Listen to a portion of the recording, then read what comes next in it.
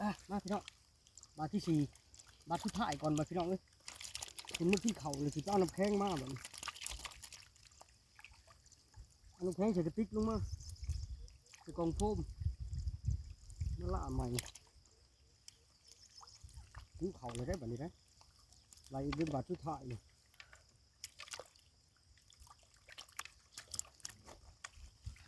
เขาบอกผ่าได้ยังไงมันจะถือกี่ใส่มือเนี่ยได้นี่ตัวใหญ่ๆปลากินหยานี่เขาส่งตัวนี้มือนี่หั่นถือว่าเรียบร้อยเลยนะกลางคักจะได้นี่ได้ว้ายมันคัดแค่เหมือนปีกเนี่ยสเต็กพูดเลยนี่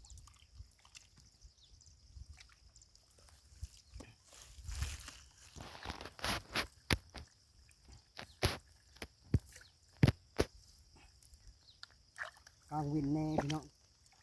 มือนะมันแน่ลายพวก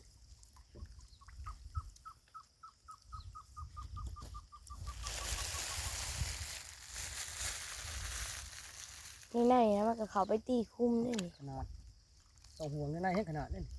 กล้างอ้อมนี่ก็ได้ปลาจังหน่อยมันจำเป็นต้องกันนั้น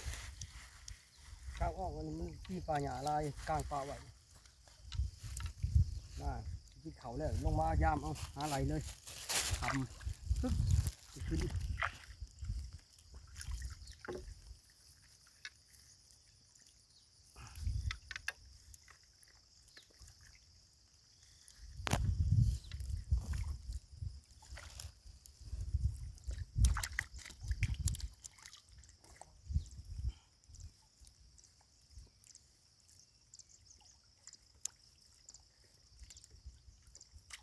โตขอจัดเป็นกันทุกคนเลย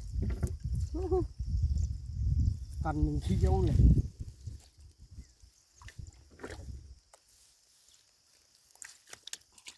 ก็หนุกตะเตะ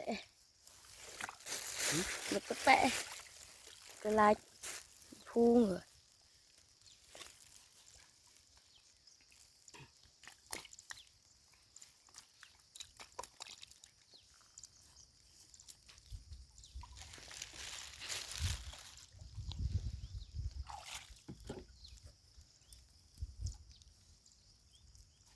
น่ะแต่น่ะนี่เห็ดห้างนี่นี่จนกระลิบและกระต่อนี่เห็ดห้างแต่น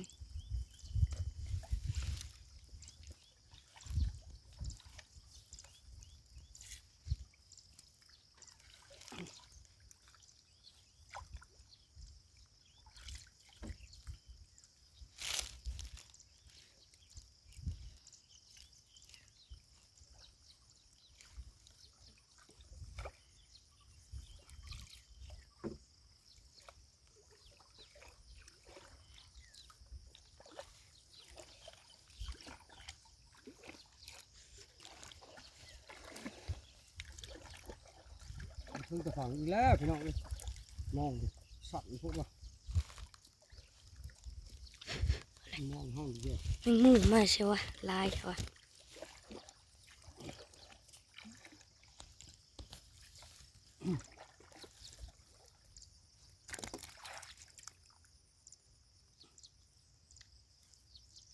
นี่นะ